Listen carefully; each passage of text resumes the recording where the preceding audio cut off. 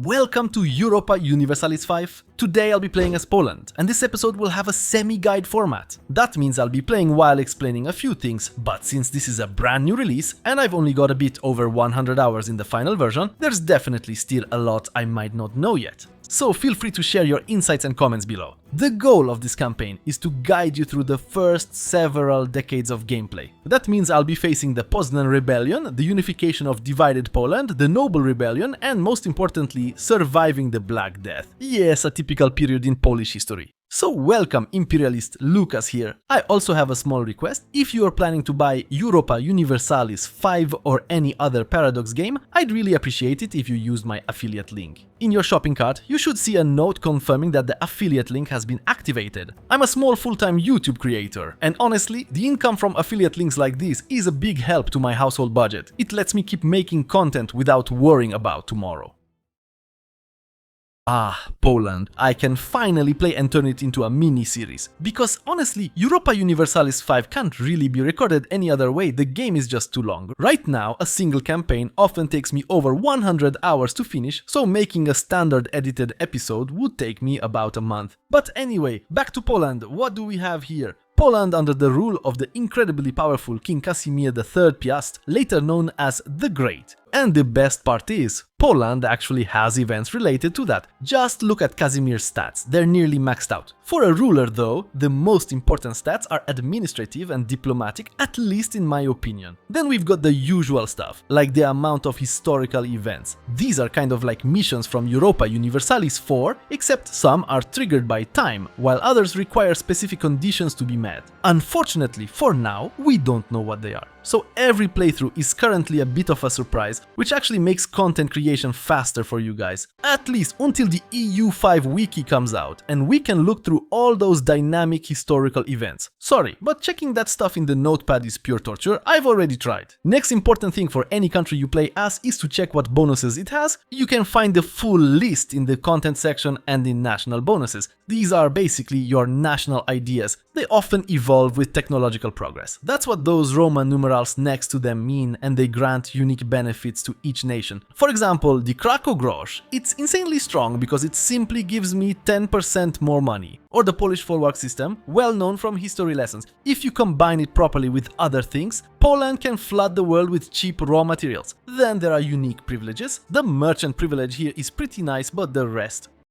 And unfortunately, Poland doesn't have any unique government forms. For example, if we switch to Castile, we can see the Castilian crown, which is a very powerful government form. Another cool element, for those who enjoy reading, is the fairly detailed historical background. Next important topic, and unfortunately not a pleasant one, achievements in EU5 work the old way, meaning Iron Man, mode, only, so you need to make sure that icon is checked. Since this is a semi-guide series, I'll be playing on a normal save this time. I might want to test a few things here and there. Just like in EU4, you can play on higher difficulty levels, which give AI bonuses, but not overly strong ones. The player's penalties are separate, and honestly, they mostly affect army costs. Since I'm not playing Iron Man, I'm also turning on ahistorical nations. Who knows, maybe after the Commonwealth we'll rebuild Rome. For your first playthrough, it's also worth enabling the option to switch between countries. That way you can see what the AI is building and how it trades. I'll also enable training missions for this campaign, but only for this one. In other campaigns I probably won't bother with them, and I'm renaming Byzantium to the Eastern Roman Empire. Alright, without further delay, let's play!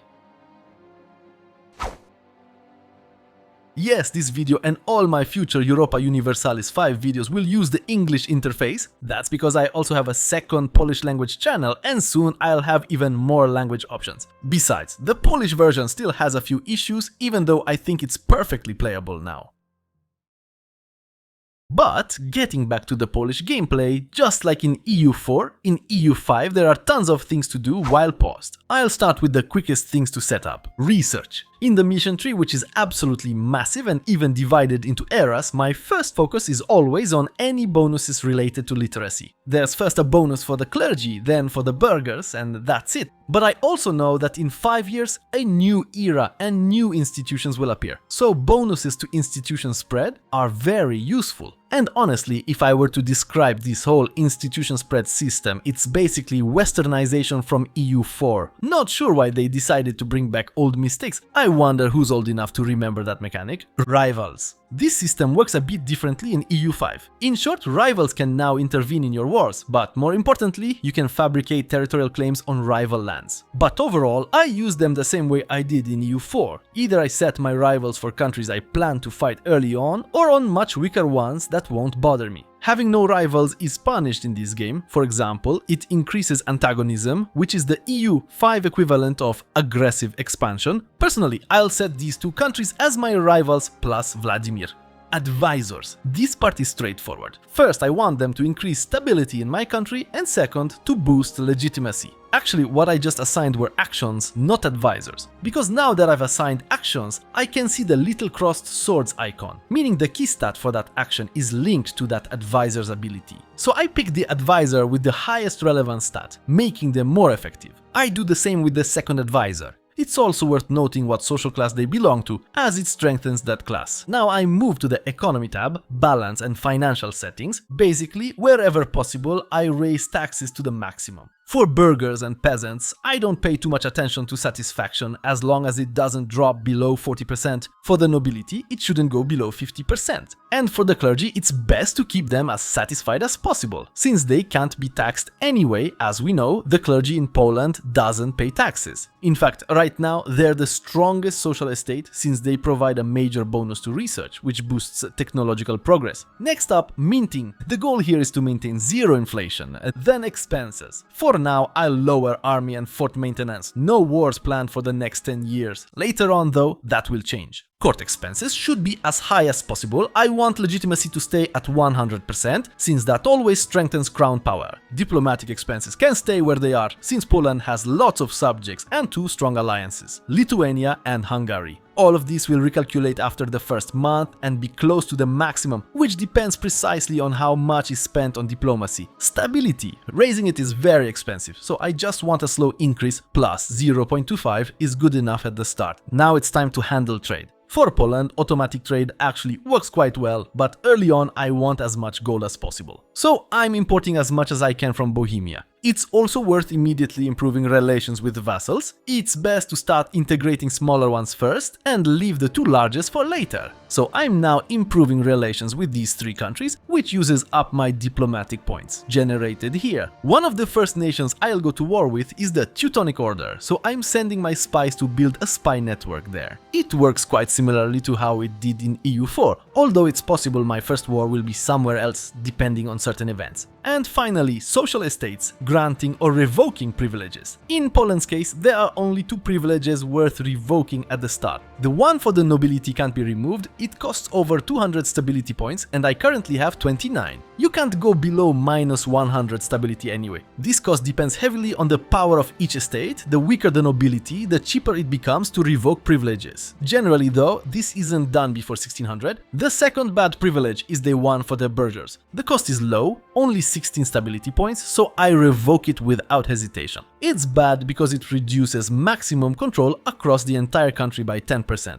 And control is currently the most important stat in the game. The burghers aren't happy, but I will improve their mood in a moment by granting them the road building privilege, which helps with centralization, one of the key values that define Poland. Right now, Poland is a highly decentralized country, which benefits vassal loyalty and can be useful. However, I'm a fan of centralizing power in the hands of the king, so I'll be working toward that. Centralization is important because it increases crown power by 50% and also reduces the proximity cost, distance from the capital, by 10%, which I'll talk about shortly. I won't go into the remaining values just yet, I'll cover them as I start dealing with them. Another privilege, treasury rights. While it reduces the maximum tax rate for burghers, it increases overall tax efficiency for all estates, including burghers. And it also boosts innovation. And speaking of values, Poland is a very innovative country. Innovation is important because it increases maximum literacy, which positively affects the pace of research. However, if I were going for a military-focused Poland, I'd rather invest in traditionalism.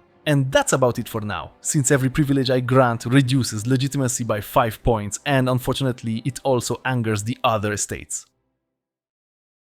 Now let's talk about Poland's development. For now, salt might seem unprofitable, but soon we'll be making a fortune from it. That's why expanding the salt mines in Krakow is crucial, and I'm doing that right away. The second important location is Wieliczka. There will soon be an event that increases both mining efficiency and the maximum RGOs level there. And basically, for the first dozen or so years of the game, I'll be focusing only on developing these two provinces. That's because of control, which is highest in the capital. And the further you go from it, the lower it gets. This causes all other provinces to suffer penalties, so right now, they're practically useless to me. Control spreads nicely along certain routes, and that because if we switch to the proximity map, which shows each province's distance from the capital, you can see that proximity follows the Vistula River. Rivers are excellent routes for spreading royal power, basically medieval highways. That's why I'll move the capital to Warsaw, since it's perfectly centered along the Vistula, but that's going to be a painful process. Alright, now I can finally unpause. If I start going into deficit, I'll simply adjust my income to stay slightly in the positive for now. Legitimacy expenses will drop significantly once it reaches the maximum level. First Polish event. I'll definitely take the historical route represented by this book icon because I need a strong alliance with Hungary. The next buildings I'll construct will belong to the Burger Group, and I can build them in Krakow since it's classified as a city. At the moment, the most profitable one is the Tailors Guild. Jewelry, on the other hand, is a trap. I won't build it since Poland doesn't have easy access to gold. I can even build a few extra of these buildings because the city has a large surplus of burgers, so I don't need to wait for peasants to convert into them. Wieliczka, on the other hand, is a rural settlement, so I can't build burger-type buildings there. However, rural settlements can construct many more basic goods buildings than cities, as well as worker and peasant buildings. In this case, I'll build a market village. Both peasants and workers belong to the peasant social class. Although in Wieliczka it'll still be worth building that one specific structure, I'll just wait until the peasants convert into workers. Actually, maybe I'll build that structure in other nearby villages, since those also have fairly high control. So roughly speaking, that's what my control looks like right now. Alright, since gold isn't as profitable as before, and I can't even buy as much as I'd like because I don't have strong enough trade power in Prague, I'll reduce my trade transport to just the amount needed to ship resources directly to Krakow, and I'll start selling salt. Wait, no, that's marble. The salt is over here. So I'll send 2 to Kyiv, some to Stockholm, and for now, my trade capacity is unfortunately maxed out. And trade capacity, by the way, increases simply by building this structure, the marketplace. After a while, Casimir III's wife dies, which takes a toll on his health. For the next 2 years he remains in mourning and can't remarry. And by the way, this is a special Polish event, you can tell by the Polish flag icon here. Soon after, I had to completely stop importing gold. Even though it technically still exists here, other countries have priority access. It's all about this list, Poland isn't even on it, and there's really no way for me to appear there right now. But from what I see, I can start exporting salt to Prague. I also notice my salt stockpiles are growing, which means I need more trade capacity. Oh, a change has appeared in the building requirements. Previously gold was required, but now it's jewelry. I'm talking specifically about the marketplace building. So I've decided to establish a jewelers guild on the Polish market after all. Ah, and just my luck, the urbanization event appeared. The burghers want to expand Krakow. Unfortunately, it's quite expensive, but that half a development point is totally worth it. Development in EU5 works completely differently than in EU4. It gives many bonuses to a province, but grows very slowly. This forced me to take out 5 loans. And the coolest thing is, these aren't just virtual loans. Well, they are, since it's a game, but not in the in-game world. If you use the building-based countries map mode, you'll see that some countries on the map are literally based on buildings. Most often, these are banks, and those are the ones you borrow money from, they profit off it. Yes, you can actually play as those countries in this game, though it's pretty boring. To repay the loan, I increase minting, but note that this also increases my demand for gold and for silver, since the coins are literally made from it. This money doesn't come out of nowhere. Afterward, I repay part of the loans, and since my interest rates are now so low, I reduce minting slightly and allow myself to run a small deficit. Oops, I'm out of gold. Now another Polish event triggers, this time about the Polish-Teutonic conflict. But really, it's the Teutonic Order's decision that matters, whether they'll return our lands or not. Since I still have a few free diplomats, I start improving trust with Hungary. Meanwhile, a Teutonic envoy arrives and of course he refuses to return the land, since I'm playing with historical settings. Oh, and finally I'm earning a lot now because my legitimacy reached maximum level. At that point, the whole system just balances itself to maintain that level.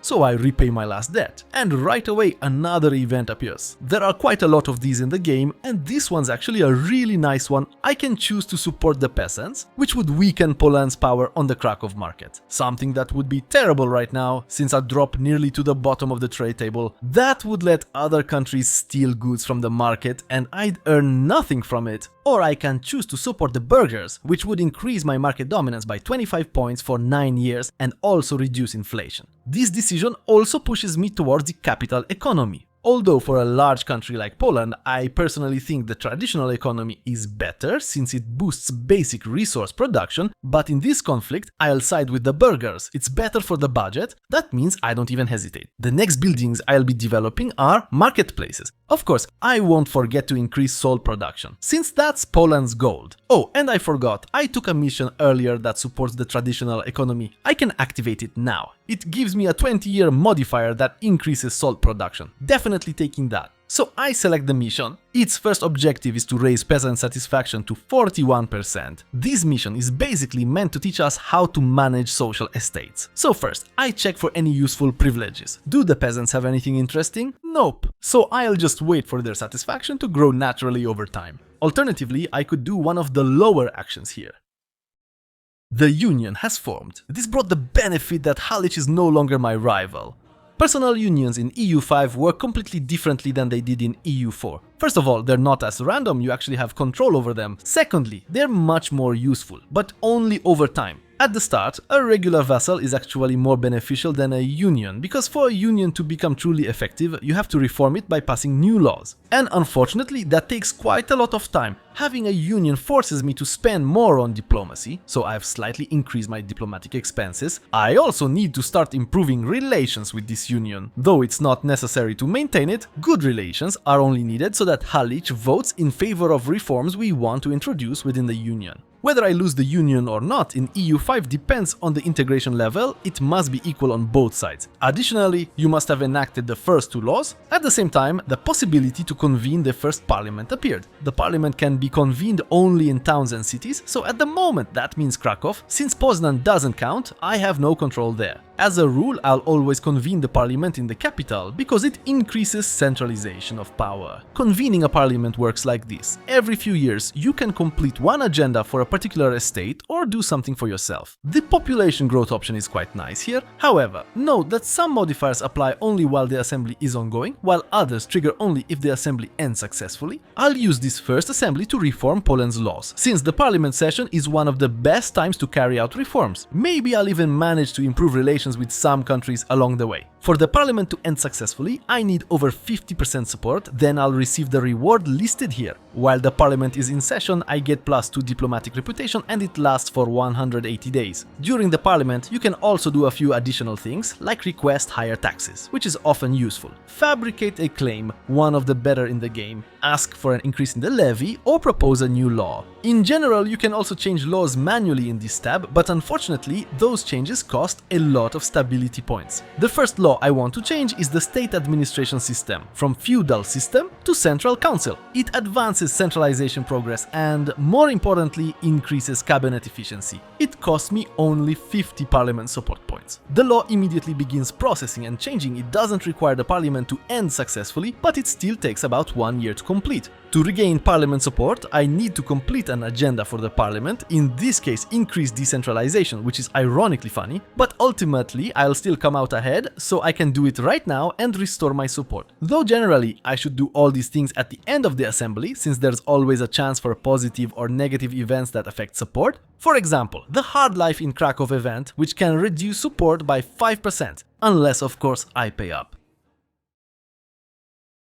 And I got distracted. Since I already have maximum legitimacy, this gentleman can now perform a different action. Here, I want him to work toward increasing centralization, which means I also need another advisor with diplomatic skills, and luckily, I happen to have such a man. Thanks to this, decentralization decreases by 0.36 points each month, and centralization will eventually grow up to 36 points. Also, if you look here, there's another law I have enacted that actually leans toward decentralization. Yes, yes, I want to change that one too. This parliament is really unlucky. Right before it ends, I changed the law I was interested in. And now I'm faced with a tough choice. Ideally, I take the law that favors the ruler, but I want to use the upcoming conflict between the aristocracy and plutocracy. Or rather, the conflict that's coming soon, and I know it's coming, so I'll support the wealthy. The next law also takes time to be implemented. In the meantime, I'll take support for traditional economy. Oh, and also support for being an aggressive nation. Perfect, I'll take that too.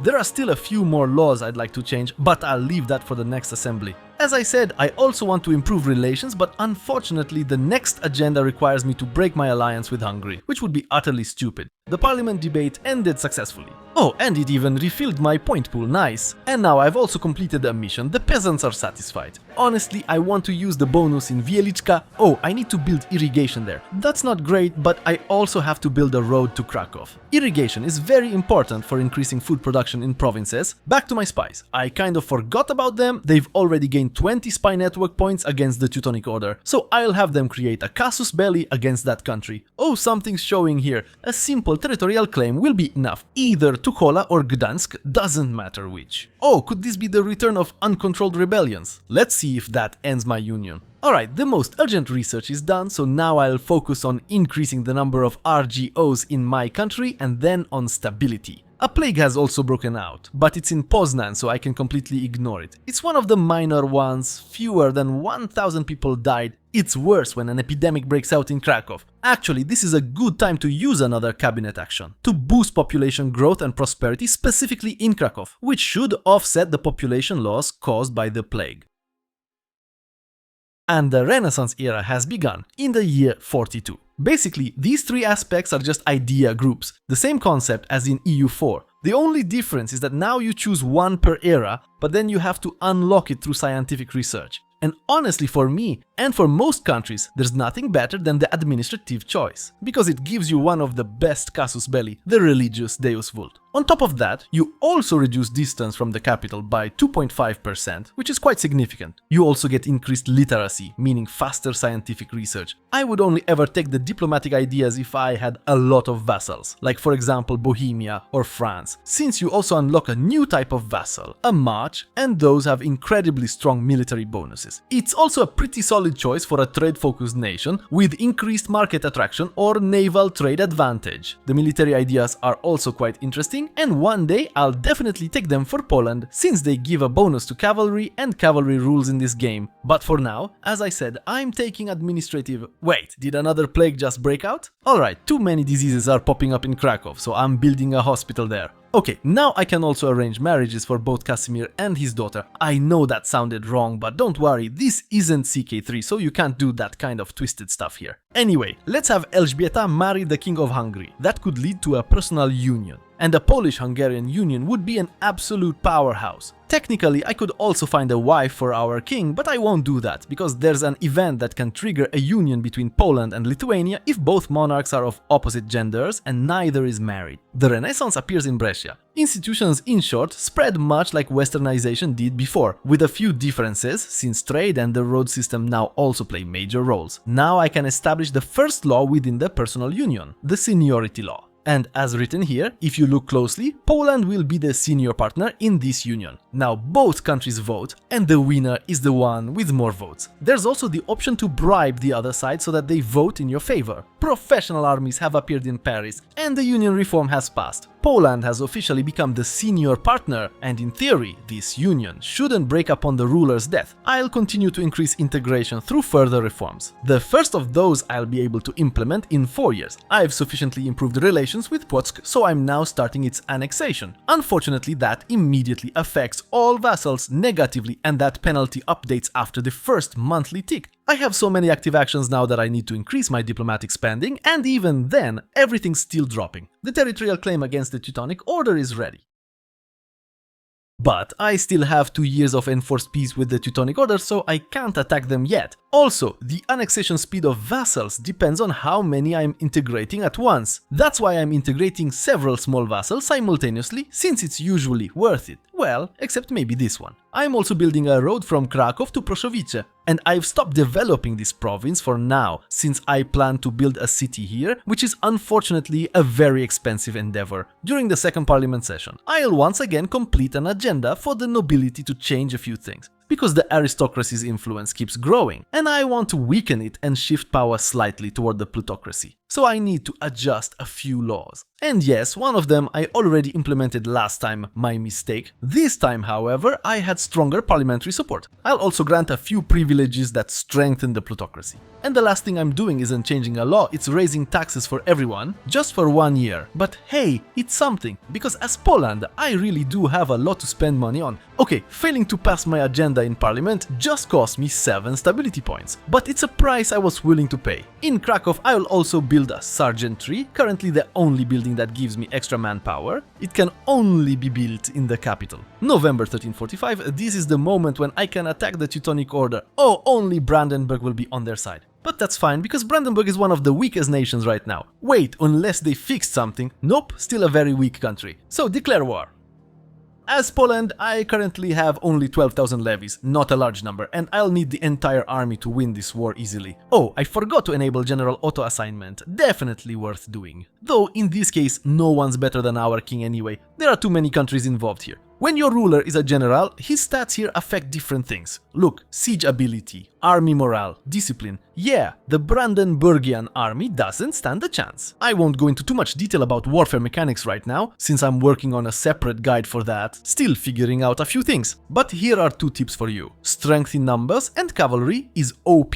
I'll focus first on occupying Brandenburgian territory so they'll exit the war early. And what's most important, capture area capitals, because that way you occupy the entire province. Looks like my vassals will be dealing with the Teutonic Order for me. And look, Starnberg is about to fall, and soon all these locations will be occupied by me. The next area, Berlin. Oh wait, Berlin isn't the capital. A really nice change compared to previous titles is that, look, there are forests here. I can't see anything, I don't know what's there. There could be 10,000 enemy troops hiding inside, ready to ambush and destroy me. But if this were my territory and inhabited by an accepted culture, I would know what's there, because locals would report it to me. Pretty cool, right? Uh-oh, I need to defend this province, because as you can see, supply lines run from there to my army here, and now they've shifted to this one. Also, I'm an idiot, I started the entire war in winter. That gives base attrition and reduces food supplies. Oh no, the Black Death.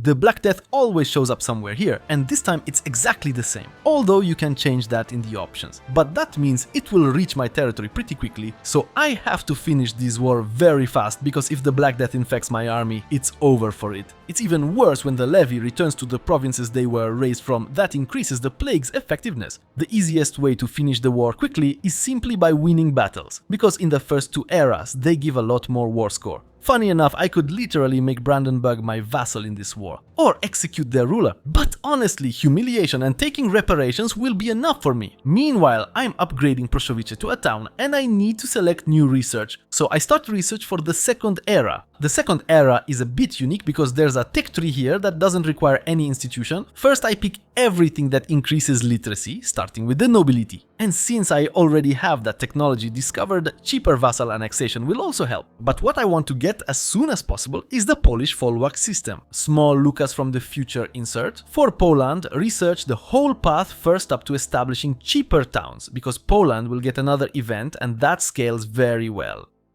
And look, with 23 won battles, I have 50% war score. Oh no, the Black Death has arrived in Poland. The first thing I do is hide my entire court. I want Casimir to survive as long as possible. Additionally, I impose segregation. You can also use the Black Death to change some values, especially traditionalism and spiritualism. Meanwhile, I finish the war with the Teutonic Order because I really don't want to have an active army while the plague is ravaging my lands. Also then, there's a greater chance the ruler will die. I disband the army, and if you had a regular army, disband it too. Now, if I remember correctly, Gdansk and the surrounding areas are former Polish territories, so you don't need to core them. I'll release Siszczytno as a vassal in a moment, and I'll integrate those 2 provinces after the plague. Actually, I'll release another vassal only after I integrate Sieradz. In this game, there are no penalties for provinces just sitting there. So what can I do now that the Black Death has arrived? Honestly, only one thing: speed 5 and watch my population die. I do have a hospital, although it's not at maximum efficiency because I'm a bit short on books, but those are being produced now. Depopulation begins, it's a massacre. Another thing is the various events, which you can use to your advantage or to save as many people as possible. Krakow is being devastated. My advisor dies. Oh man, it's getting worse. Sierad's integrated, so now I start improving relations with the remaining vassals. Yes, I'm already taking several of those actions, and the great reform of Casimir the Great begins. Only why now? This is a very painful process because it will certainly provoke a nobility revolt, just look at their unrest. But the bonuses I'll get afterward are incredible, so I'm ready for it. That's why I cared for relations with Hungary and Lithuania. At the right moment, foreign troops will arrive and save me. I'll reform the social system and go for radical measures, because the worse penalties I take now, the better the final bonus I'll get. And the nobility should know their place. Last words before death. Alright, but I was supposed to release another vassal after integrating Sierad's, and that's very easy to do in the diplomacy panel, create subject, and we can create some kind of historical vassal. If a vassal can be created in a certain region, it lights up green, and that would probably be the Abbey of Helmno. It's not worth releasing those provinces, so unfortunately I'll just create a regular vassal in Szczytno. The main difference between fiefs and vassals is that fiefs are managed directly by your ruler and they're released as independent countries upon your ruler's death. Really? And now this pops up. Well, okay, time to anger the burghers. And I managed to keep my vassals loyal, very good. And the last reform concerns the peasants. This one hurts. 20 stability. Oh well. But thanks to that, the Piotrkov statutes triggered very quickly, which means I now get bonuses to maximum taxation, centralization, and the satisfaction of all estates. I'll implement that immediately. The next thing I get for 20 years is a 42% crown power bonus, cabinet efficiency, and increased levies. That bonus is smaller if you chose milder options earlier. So overall, these reforms are definitely worth it, even though they're about to end in a massive uprising. A really massive one, in fact. The Black Death has left Polish territory, it took 500,000 souls with it, and now it's time for rebuilding. One thing to do now is constantly using the prosperity cabinet action in all those locations because it increases population growth.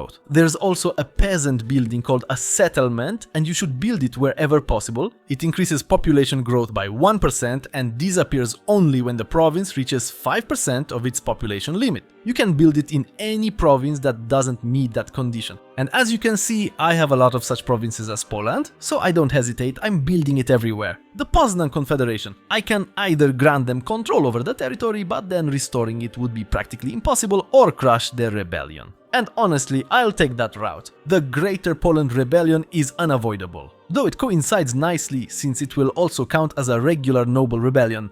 Civil war, who could have seen that coming? Time to call in my allies. Rebellions in EU5 work a bit differently than they did in EU4. Here, a part of the country simply breaks away from your control, and recapturing each province restores that control. Oh no, I'm going to lose my army. Alright, I have to give them market access, so they get food. Will reinforcements arrive? Unfortunately, no. So I'll have this army carpet siege everything, while I personally reclaim control over the occupied provinces. It's enough to march to the main location of the province, capture it, and it all becomes mine again. The worst part about these civil wars is retaking the fortresses. Why didn't I demolish them? After the fortresses fell, the rebellion quickly surrendered. The prosperity reforms of King Casimir, and this is the reform that lets me turn Polish villages into Polish towns.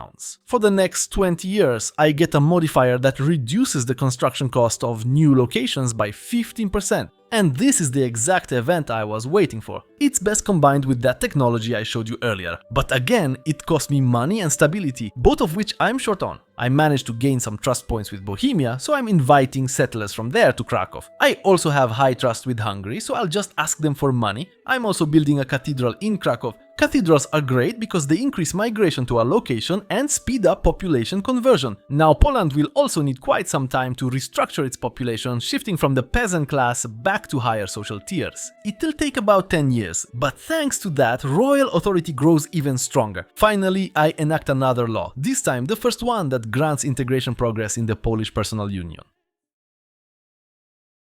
Unfortunately, prosperity has already been restored everywhere, so now my population growth will be slower. I'll now return to increasing centralization within the Commonwealth. The best part is that now, thanks to having a higher crown authority, above 20%, I no longer get penalties, for example to tax efficiency, which means I generate more income. My trade profits are actually quite high for this period. I just have to remember to invite settlers from Bohemia every 2 years, because for some reason I can't do it from other countries. Alright, the Black Death has finally ended worldwide, and yes, 500,000 deaths in Poland alone. It's a shame they don't show a global death toll here, but I'd guess it's around 60 to 70 million. A rebellion broke out in Masuria, but it's so small and weak that I'll just leave it to my vassals. Finally, another parliament session. And during this one, I'll aim to raise taxes for the year. That will really help me. Practically one new city per year. And that's super important to make use of Casimir's bonuses, because look, it dropped from 400 gold to 284. All my new cities I'll be building along the Vistula route, maybe with some expansion to the sides. Ah, right, I still need to finish building the settlements, I forgot. Wait, why am I seeing this? And I don't see the 100 Years' War. Why do I have relations with China? What is going on here? Oh, right, that's actually a bug that happens if you border the Golden Horde.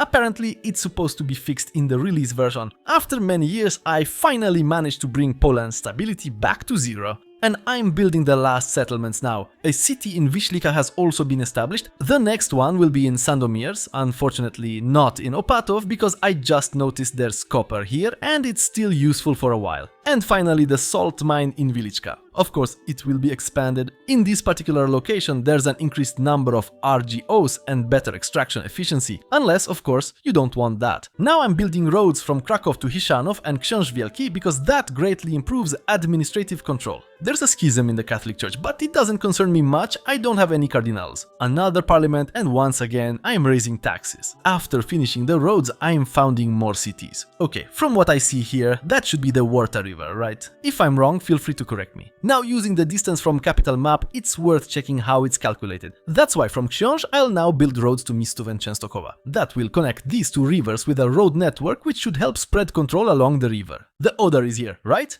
And collecting too many taxes ended in a small rebellion. After a short while, I managed to crush the rebel forces, so now I'll just enable Carpet Siege and let my army finish the job automatically. It works beautifully. God, this is so useful. Bye bye. And basically the situation in the country is stabilizing, so I can start annexing my remaining vassals again, except for one, since he has Prussian culture, and I want to improve relations with that group. That will give me the option to accept Mazovian culture, which will speed up the integration of Rawa, since that particular vassal is harder to annex. And it's a pity I discovered this technology so late in this run, because it really scales perfectly when it comes to city construction costs. So instead of 400, I now pay 253. Resource costs also affected that reduction. Now it's time for a peasant rebellion. Yes, also because of taxes. But from what I can see, this revolt is so weak, so I just order a carpet siege and that's it. I integrated the province, so now I'll promote migration of my population to Krakow, which makes things look roughly like this now. I can finally start reforming my government because it's not exactly optimal. For example, right now, I don't need that food bonus because Poland already has plenty of it by default. Instead, I can introduce royal decrees that will strengthen me further. Okay, for now, I'm building the last city in Stężyca, and I've added quite a few cities, you'll agree? There were this many, now there are that many. The next step is to focus on upgrading those cities, because on their own they give almost nothing. First, I build more markets, since I use them as a buffer between East and West, and Poland really profits from that. Besides, if you look at the map, we have a perfect central position, which is why it was important to secure a foothold in Gdansk. It opens more markets, and soon I'll do the same in the south. Although that will be harder, because it requires taking Moldavia from Hungary. Alright, Warsaw has been integrated. It would be useful to have the Mazovian culture accepted, but I'm short on prestige, so I'll start some more wars. Now I begin integrating 2 more smaller vassals, and I'm already using the RGO Mass Expand tool. It's a special tool that lets me filter a lot of things, for example, control in my provinces. I don't want to build in provinces with less than 60% control, and where there isn't a worker deficit. And immediately I get locations that meet that condition. These tools are really handy. Remember that Poland has bonuses to basic resource extraction from the traditional economy and the folwark system. Great, I researched a new levy form, peasant levies, which will somewhat improve my units. That lines up perfectly, because I just requested a casus belli to conquer the order. It won't be a problem to take it, and I think I got punished by a comet. In this war with Brandenburg, I took Neumark, which gave me enough prestige to accept, for example, Kashubian culture, although I think I'll work on that more. Mazovian culture is definitely worth accepting because we're perceived very well. Why not the Kashubians? Why? From Wolgast I only take one location, but not an insignificant one. I'd like more, but that would be too much antagonism. Instead, I humiliate them, which gives me 5 prestige. I gained literally Poland's second gold, Amber. And I'm pretty much taking the entire Teutonic Order now, which works exactly like in EU4. I also notice I missed one province. I'll get all their vassals under my boot. Yes, a coalition threatens me, but looking at those countries and having an alliance with Hungary, honestly, that coalition still has a chance against me. Oh no, the order is still somewhere. No way, seriously, they have one province? Alright, I reloaded, did it again, and got all the order's vassals. I'll just sell that one province, even for a nice sum. Okay, a coalition is forming, but I'm not really afraid. I release Neumark and make the Teutonic Order a vassal. Although historically that didn't end well. But it's only for like 10 to 20 years. I improve relations and integrate them as fast as possible. And I immediately took over the amber trade. Awesome! Now I'll upgrade all provinces that have amber, because honestly I don't care so much about tax income. I want to sell amber trade and reap the benefits. And I see I have a monopoly. You won't believe what just happened. I click on Hungary and a Polish-Hungarian union occurred, where the heir will be Queen Elżbieta Piast and then, unfortunately, her children and that pretty flag on Hungary. Now the most important thing is to convene parliament and bribe the Hungarian nobility. For example, by simply bribing them. That way they'll support all the legal statuses of my union in parliament. Hey, that's completely new. It wasn't in the previous patch. I can change the succession law. And honestly, I'll probably change it so that women can also inherit the Polish throne. I don't see any cost for this. Oh, paradox.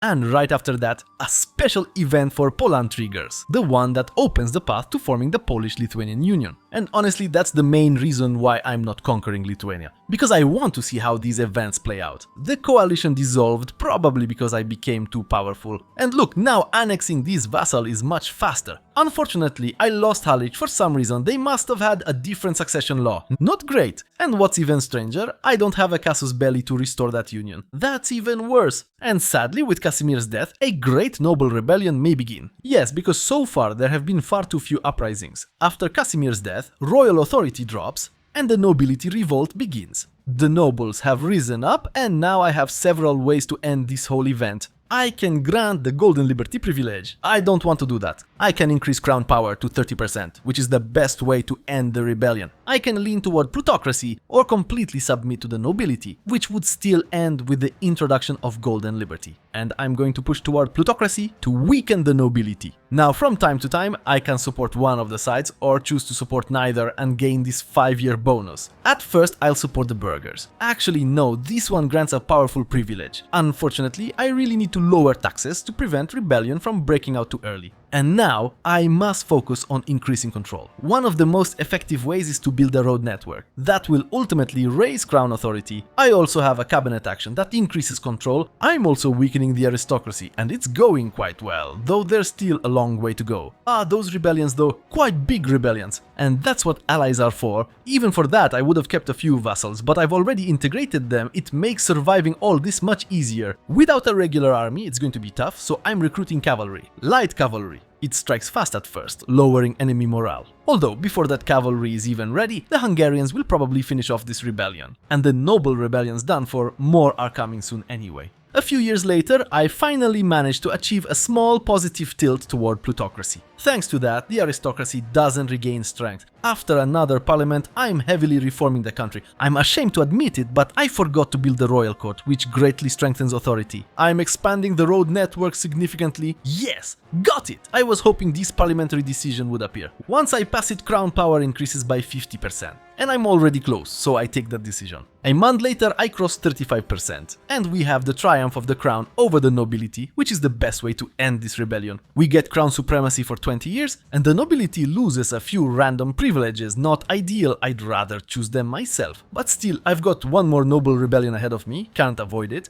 Alright then, maybe let them pay higher taxes. Back to my union, I've now passed the first and most important unification law. I can also introduce the first institution, unfortunately the military one. Not gonna lie, at the perfect moment since I ran out of technologies to research. As for research, I'll first focus on developing new buildings. I've integrated Rawa, so I need to start expanding the area around Warsaw. And the best start is to build a road system that literally connects everywhere in every direction across Poland. And I just passed 100 gold income. Beautiful. A perfect complement to the road system are bridges, of which I can build quite a few. Returning again to the Union, I'm now passing another unification law, which allows me to begin annexing Hungary. And as it happens, I'm already slightly stronger than Hungary, so they have no say in it. Now that bridges are being built and everything else is under construction, I'm starting to increase control in Warsaw. Because even after moving the capital, it's still very low, and here it happened. Not yet the Lithuanian Union, but this is the second very important event that will later allow us to form that union through a royal marriage action, though I'm not exactly sure how it works, and I hope I'll get to find out in the Polish campaign series. In the meantime, I recommend you check out the Spain episode, where I focus on colonization and building a powerful empire all the way to India.